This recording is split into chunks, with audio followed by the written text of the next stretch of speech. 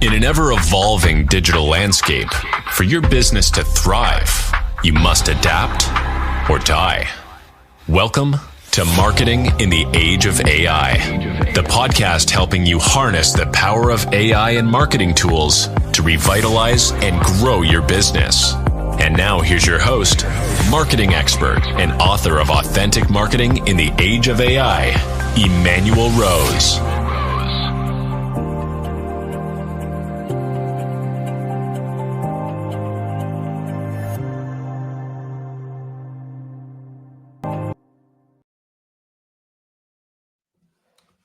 Welcome to this episode of Marketing in the Age of AI. Today we're going to be talking about how to integrate and how to help people help you integrate if you're getting service on the AI side of things. And I'm joined today with by Karl Feldman, who oversees Hinge's day-to-day operations. And Hinge is a professional services marketing agency and research group. Before joining Hinge, Karl led marketing at HITT Contracting, a top 50 U.S.-based general contractor with 700 employees and offices nationwide. He also has led marketing ops for national retail and B2B operations like Herman Miller, Steelcase, and Harley Davidson. He's an expert in high-growth strategy. Karl writes for Hinge's blog and other industry publications, and he speaks about professional services, marketing, and strategy at events all around the nation. Karl, thanks for spending some time with me today. I appreciate that very much. Thanks for having me, Emanuel. Yeah, well, you've been doing marketing for a little while, and it's not your first bubble, the AI bubble, right?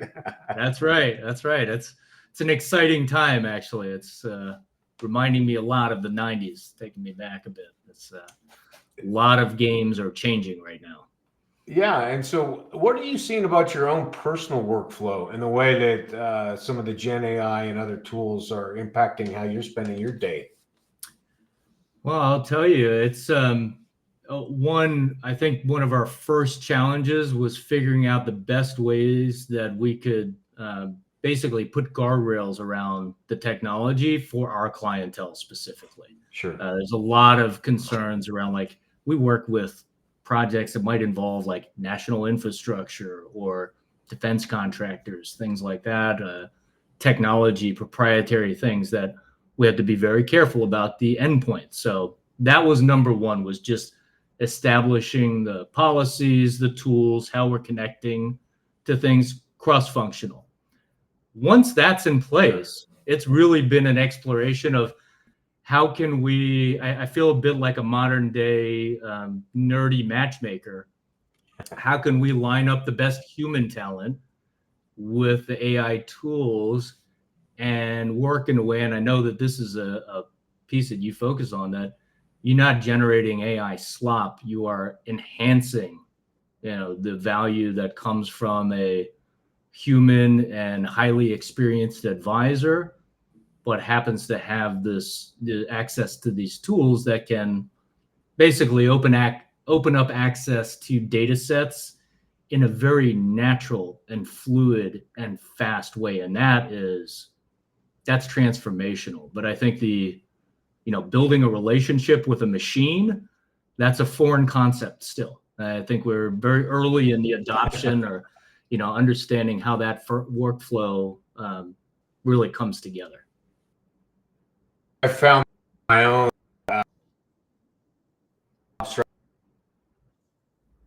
it's like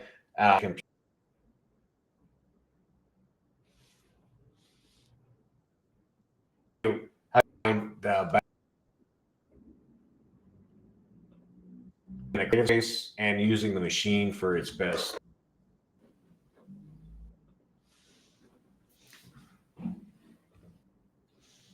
Emanuel, I'm not sure if it's coming through, but I think the audio didn't come through for me.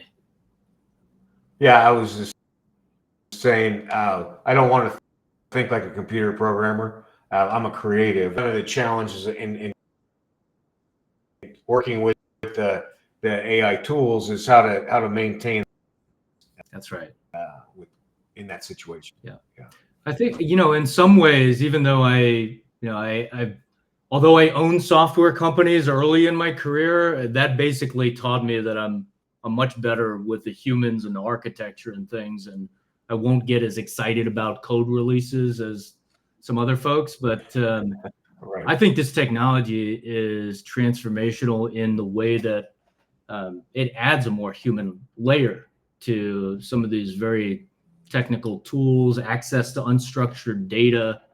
As a creative, that can unlock huge possibilities. But I think, and I've heard you speak about this, it's important to have that vision, have the focus, keep it genuine and authentic, and think of how you can use these tools to help the humans accomplish that. I mean, it is really like a human and machine relationship. I think that's what we're going to have to adapt to most, and how to make the most of that relationship. Yeah, and what sort of deployments are you seeing right now? That value of like that.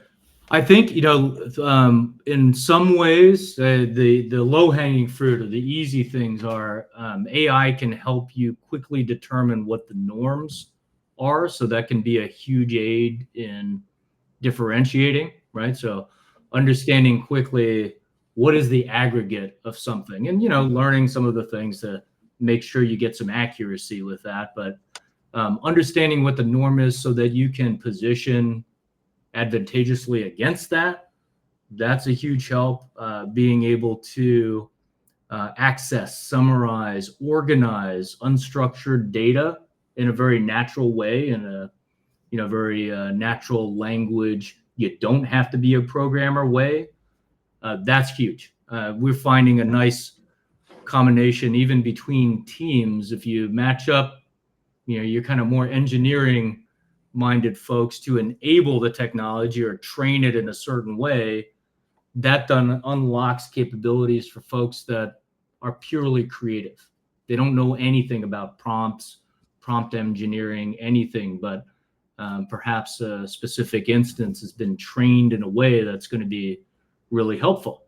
Again, it goes back to that still strange, like, relationship metaphor. How can we build a persona in the AI that is most conducive to help a creative make the most of their experience, make the most of their personality? Yeah, and really focusing on what they're referencing, right, to help train the machine for Absolutely. brand voice and that. Yep.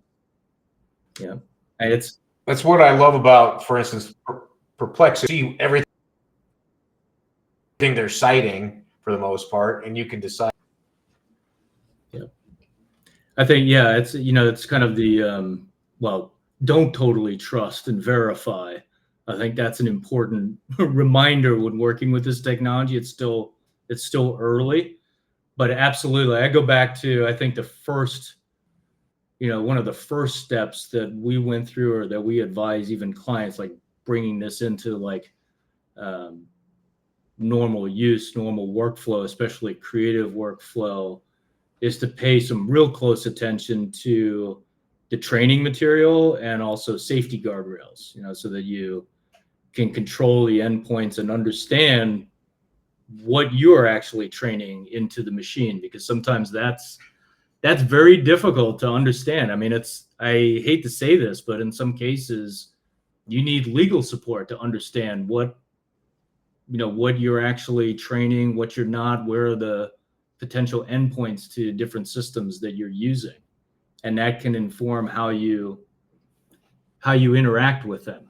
It's or even redacting information. I mean, I'll give an example. We're always working with a lot of different models and actively comparing how are the different results, what are the different personalities of these constructs, and what may be better for different uses. But we're very careful around what we say to which tool, because it is different than just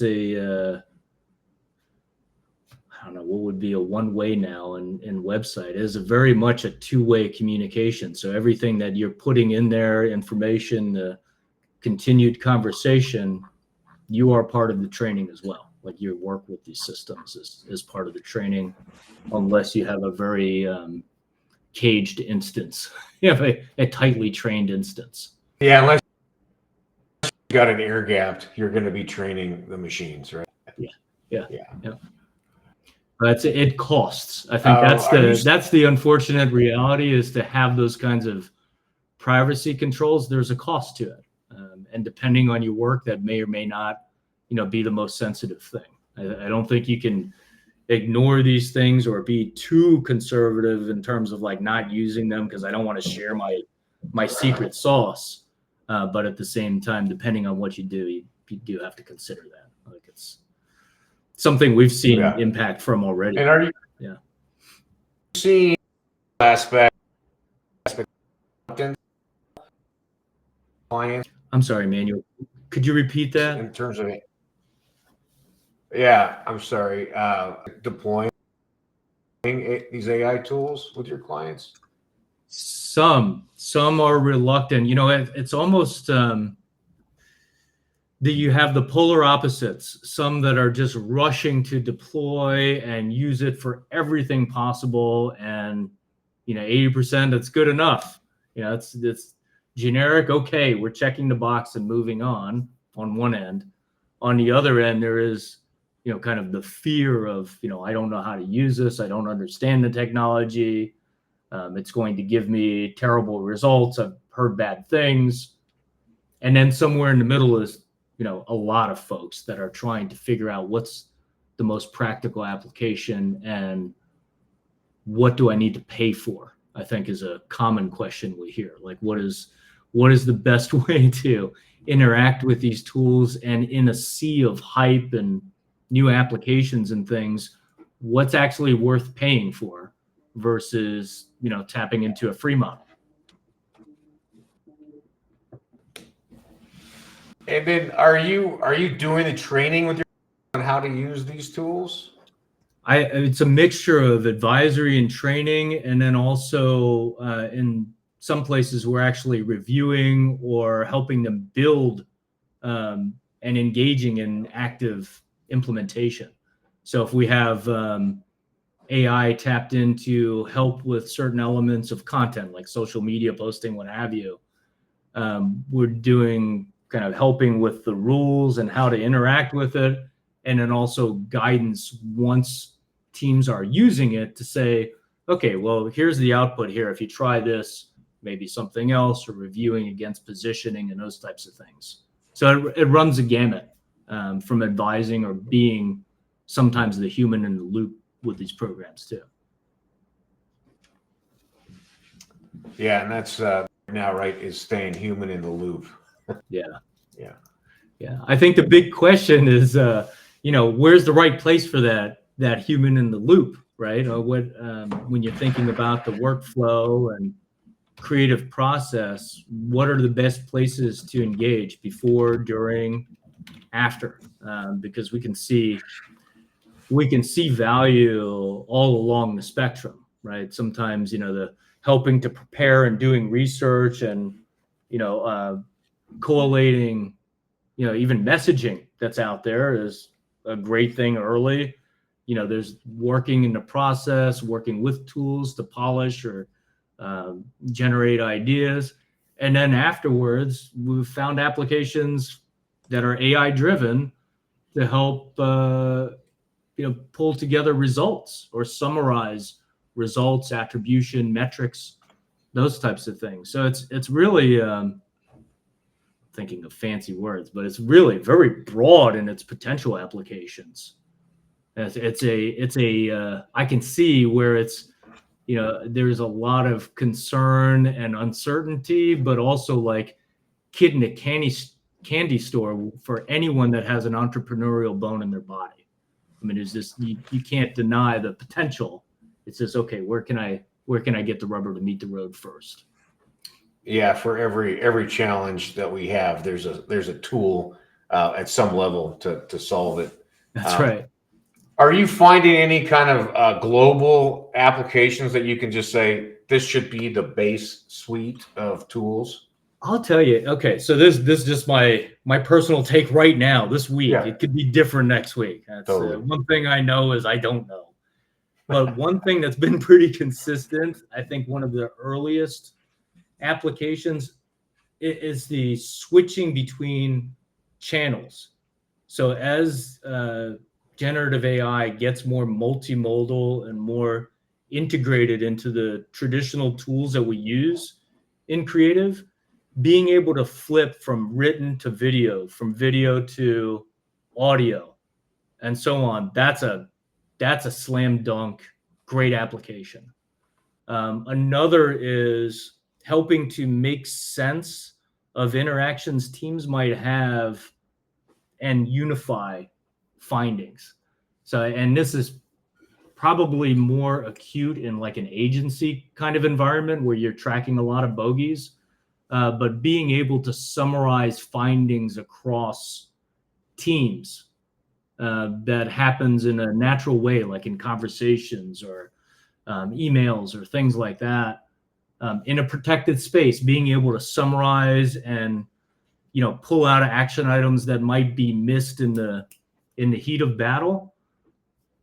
That's a great operational use. And then the last one I mentioned a little earlier with the data, being able to quickly parse unstructured data that used to be a very high bar to get into is now just easy. I think that's one that I think people are more afraid to try just from the perception of it than actually getting in there and doing it. And sometimes that is one that you need to pay for, because to do that well, you've got to have a protected space, be able to feed like different documents and things to really control the training a little bit more to make use of that. But my gosh, I'm talking about massive time savings and insights that you may not have found simply because it was too costly to dig into something that was interesting, but you weren't that sure about. So those are probably the three biggest areas that I've been seeing recently. Well, are there a scene that you'd recommend people check out? You mean like the AI tools themselves? Some piece of software, yeah. Oh, well, you mentioned one, Perplexity. I think that's an important one just to keep tabs on, because it's whether it shakes out or not, it's a great representation of what Google's watching in terms of being disrupted themselves as a search leader. Sure. That's one, I think, for sure. And there will almost certainly be many others to join the fray that are going to be in that realm, and it could move very, very quickly. I think application wise, my biggest recommendation is stick with the biggest players and pay attention to the fine print. Right. It's interesting. I mean, Google Gemini, I can say this because it's kind of funny and anecdotal. I won't name names, but Google reached out to me and I thought it was spam. I mean, I used to manage millions of dollars with them, and they just slowly kind of distanced human teams away from things. But they actually reached out and were interested, like some of these questions, how are you seeing it, as most valuable? And they're not maybe as interested in me. They're more interested in the folks I work with, giant enterprise, because there is how do you monetize all of the effort and work behind this? All that said, I think they've been taking a pretty aggressive stance on how you can work with that model in a paid workspace integrated instance. And they have some pretty aggressive, and I mean aggressive in terms of what they would, Oh, are you back, Emanuel? Yeah, we got the bogeys at work. Sorry about that. Man. See, they're listening and they're like, oh, shut that one down. Yeah, You say Google reached out to you. yeah. So Google reached out. They basically just wanted to understand more about issues. How can we really integrate this better into workspace? We're a workspace shop. Google doesn't have the great reputation out there with IT firms, right? There are places where, I mean, we also have a huge install on like Microsoft Teams and all of that, which we must use in certain interactions, right? But Google, of all of them, has the most aggressive legal statement of basically if it leaks outside of what you have agreed to in your training environment, they'll support you fully legally. And I'm saying that without the legal terms. That's pretty bold. Right. I mean, that could get crazy. I haven't seen that from anyone else. OpenAI, there's all kinds of holes in like agreements and things, and you cannot ignore using their tools to see what's happening because they're just pushing the envelope, developing. But I'm super wary about where the endpoints are with that tool. Perplexity, that's interesting to watch. Copilot and how that evolves with Microsoft, I think that's just the giant incumbent. It's like you have so many folks that have it's just by default, it's there. Sure. So I think that's going to be really interesting to watch how that shakes out, because I think there's probably there are many gyrations with all of this legal, the big, the FANG and everybody, and how they kind of work through the agreements or decide any kind of interoperability. It's going to be a wild year, I think. I agree. And we haven't even yet really sorted out the whole idea of copyright infringement and all that stuff. That we're just keep kicking that can down the road. Plagiarism by any other name, right? And you can see the guardrails, but they're minimal. It's, full disclosure, I'm married to a writer, and so she has her feelings about where all this comes down. But it is the stuff feeds on public domain content, so it will absolutely pick up those things. And I think that's just another facet of how we, as a culture, learn to work with these kinds of tools. It'll take a little while for that to catch up. Well, it's good. So for 2025, you have a big initiative, some speaking engagements you want to tell me about, or any creative works on the horizon? Oh my gosh. I think, I'll continue speaking at all of the architecture, engineering, and construction shows like AIA, ACEC, all the acronyms. Right. I think big on the horizon, disruption. Number one. I mean, we actually have, for professional services, if you're like small, mid-size, or large, we have almost 15 years of consistent data set of industry research, buying behavior, what people actually want. That's actually, that's another place where being able to map that when disruptive technology comes out like this is hugely important, because it helps to focus what's really important and not just shiny. Right? Even with the best, most automatic robot tools, if we're not speaking to what our audience cares about, nowhere. I kind of feel like the broken record on that. I say ideal client profile. Let's start with the humans that you're trying to reach, right? That's right. And then we can add in all the shiny stuff after that. That's right. And that maybe that's a good parting note. AI, all of the tools, they can sound really, really good, really connected and really relevant when they're not. I think that's the biggest place for humans in the loop. It's that nuance. It's the broader thinking and understanding, connecting. I think if that's a soft spot, that's the place to focus in on. Like what do you bring? I'll share personally. You get outdoors. I love outdoors with some kinds of machine or something, whether it's like snowmobiles, motorcycle racing, snowboards, what have you. But I think of this, there's a bit of an analogy, like back in my wild youth, I did like endurance racing, road racing on, street tracks, where you're in balance with this machine. Yeah. And I remember, it was maybe my third or fourth year campaign. And these are like 4 6-hour races. And somewhere it dawned on me, the machine will make it through the corner. I'm the one actually introducing the problem. Right. Yeah. And then there were other times where it was all down to me. My instinct, my, whatever I was deciding at that split second, that made all the difference. Yeah. I find an interesting parallel with the AI that way. It is incredibly powerful, and sometimes let it ride, it's going to find the way and be insanely powerful. Other times, that human call, that is what makes the difference.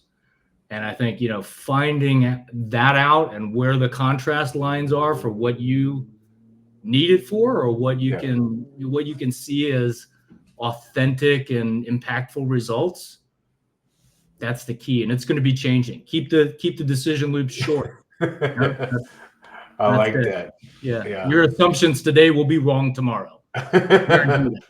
Guaranteed. Yeah. Guarantee that. We only know. We only know we don't know at this point. I'm with you. Yeah. Exactly. Well, Karl, thanks so much for taking time today. And if people want to get in touch with you, how do they track you down in the web? I'm easy to find out there. Karl Feldman with a K, F like Foxtrot, and you can find me on LinkedIn, on Twitter, all the networks, and just out there at conferences too. So I hope to see you around. You can Google stalk me either through Google or Perplexity. I show up on AI tools. Awesome. Yeah.